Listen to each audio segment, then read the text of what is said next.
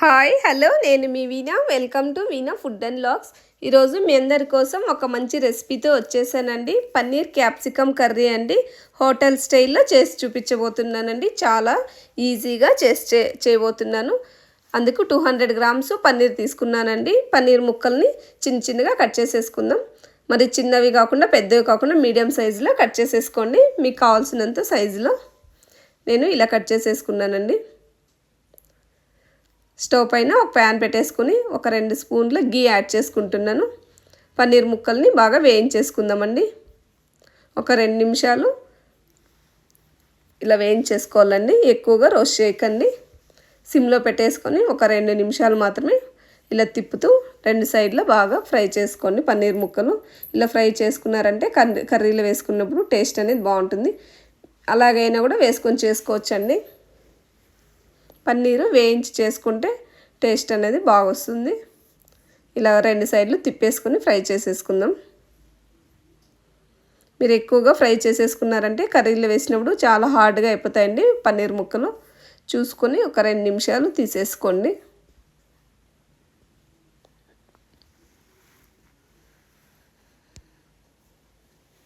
ఒక 2 సైడ్స్ ఇలా తిప్పుతూ ఫ్రై చేసేసుకున్నాం. ఇప్పుడు ఒక ప్లేట్లోకి తీసేసుకుందామండి.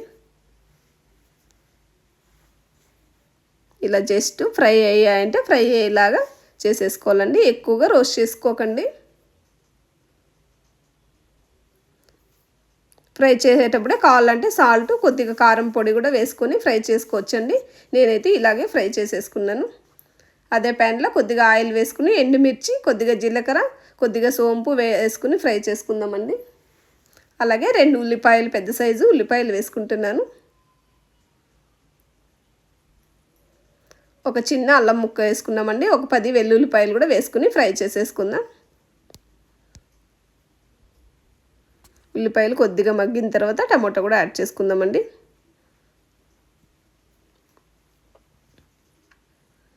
నేను పెద్ద సైజు టమోటాసు ఒక 3 టమోటాస్ తీసుకున్నానండి.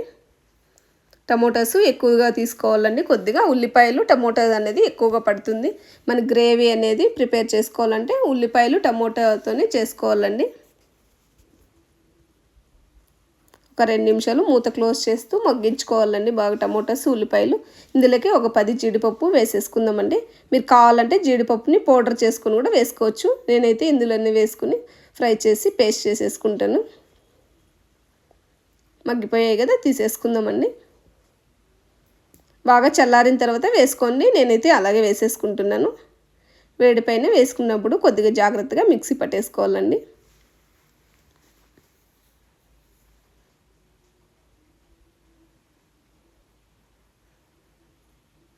మిక్సీ వేసేసుకుందాం.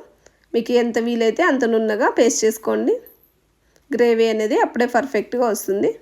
తీసేసుకుని ఒక కప్పులోకి పక్కన పెట్టేసుకుందామండి. అదే ప్యాన్లో ఇంకొద్దిగా ఆయిల్ వేసుకుని దాల్చిన చెక్క 2, లవంగాలు ఒక 2, 3, కొద్దిగా బిర్యానీ ఆకు ఒకటి, ఒక 4-5 జీడిపప్పులు వేసుకుని ఫ్రై చేసుకుందామండి. ఇందులోకి కట్ చేసి పెట్టుకున్న క్యాప్సికమ్ ముక్కలు యాడ్ చేసుకున్నాం. ఈ సైజులో కట్ చేసుకోండి క్యాప్సికమ్ను. అలాగే ఉల్లిపాయలు కూడా వేసేసుకున్నామండి. ఉల్లిపాయలు పొరల్లాగా కట్ చేసుకొని వేసుకోండి, బాగుంటుంది. క్యాప్సికమ్ సైజులోనే ఉల్లిపాయలు కూడా కట్ చేసుకోవాలండి. మనం తీసుకున్న పన్నీర్ ముక్కలు కూడా ఈ సైజులో ఉంటాయి కాబట్టి అన్నీ ఒకే సైజులో కట్ చేసుకుని ఒక 2 నిమిషాలు ఫ్రై చేసుకోండి. అలాగే ఒక 2-3 పచ్చిమిర్చి కూడా యాడ్ చేసుకోండి. ఇంకో టమోటా కూడా కట్ చేసుకుని వేసుకోండి. టమోటా కూడా సేమ్ సైజులో కట్ చేసుకుని వేసుకోండి.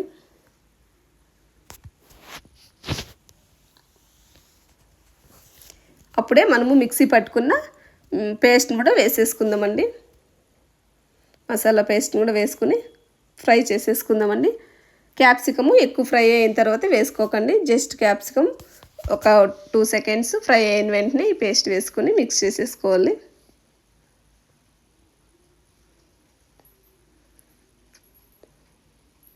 మనం ఆల్రెడీ ఉల్లిపాయలు టమోటా అప్పుడేనే వేయించుకున్నాం కాబట్టి ఈ పేస్ట్ అనేది ఎక్కువసేపు ఫ్రై చేసుకోవాల్సిన అవసరం లేదండి.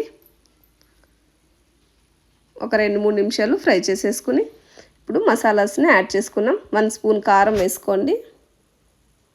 ధనియాల పొడి ఒక 2 స్పూన్లు ధనియాల పొడి, అలాగే ఒక చిటికెడు పసుపు, ఒక 1 స్పూన్ గరం మసాలా యాడ్ చేసుకుందాం. మసాలా అన్నిటిని ఒక 2 నిమిషాలు బాగా మిక్స్ చేసేసుకుందామండి.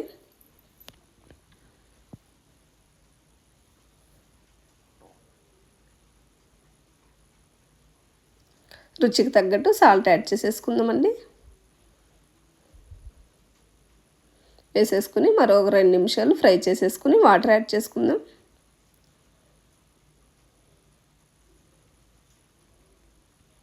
వాటర్ యాడ్ చేసేసుకుందామండి. నేను ఇందాక మిక్సీ పట్టుకున్న మిక్సీలోకి వాటర్ వేసుకుని తీసేసుకుంటున్నాను.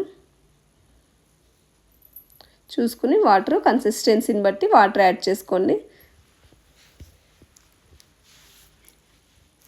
మూత పెడుతూ ఇలా మగ్గించుకోవాలండి. చూడండి ఆయిల్ మొత్తం సపరేట్ అయిపోయింది కదా, గ్రేవీ అనేది పర్ఫెక్ట్గా ఉడికిపోయిందండి. ఇలా కొద్దిగా ఉడికిన తర్వాతే మనం పన్నీర్ ముక్కల్ని యాడ్ చేసుకోవాలండి. చూడండి ఆయిల్ అనేది పైకి తేలుతూ బాగా ఉడికిపోయిందండి. ఇప్పుడు కొద్దిగా కస్తూరి మెతి యాడ్ చేసుకుందాం. ఇలా చేతిలో వేసుకుని బాగా నలిపేసుకుని కస్తూరి మెతి వేసుకున్నామండి. ఈ పన్నీర్ కర్రీకి కస్తూరి మెంతి ఫ్లేవర్ అనేది చాలా బాగుంటుంది, తప్పకుండా యాడ్ చేసుకోండి. ఇందాక ఫ్రై చేసి పక్కన పెట్టుకున్న పన్నీర్ క్యూబ్స్ కూడా యాడ్ చేసేసుకుందాం. బాగా మిక్స్ చేసేసుకుందామండి. ఎక్కువసేపు ఉడకన అవసరం లేదండి. పన్నీర్ ముక్కలు ఒక 5 మినిట్స్ ఉడికించుకుంటే సరిపోతుంది. చాలా టేస్ట్ ఉంటుందండి. ఒకసారి మీరు కూడా ట్రై చేయండి, ఇంట్లో డాబా స్టైల్లో ఉంటుంది. మీకు నచ్చినట్లయితే లైక్ చేయండి. సబ్స్క్రైబ్ చేసుకోని వాళ్ళంటే సబ్స్క్రైబ్ చేసుకోండి. వీణా ఫుడ్ అండ్ వ్లాగ్స్ని ఇలాగే ఎంకరేజ్ చేస్తూ ఉండండి.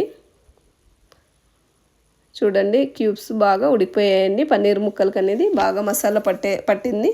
చూడండి ఒకసారి వీడియోలో ఆయిల్ మొత్తం సపరేట్ అయిపోయింది కదా, పర్ఫెక్ట్గా ఎంత బాగా వచ్చిందో అసలు చూస్తుంటే ఇలాగే తినేయాలనిపిస్తుందండి.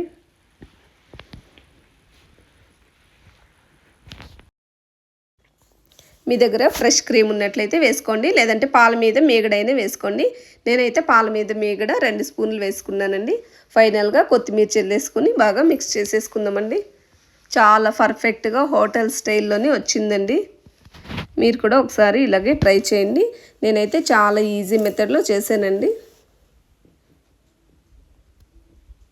మీకు నచ్చినట్లయితే ఒక లైక్ చేసేసుకోండి.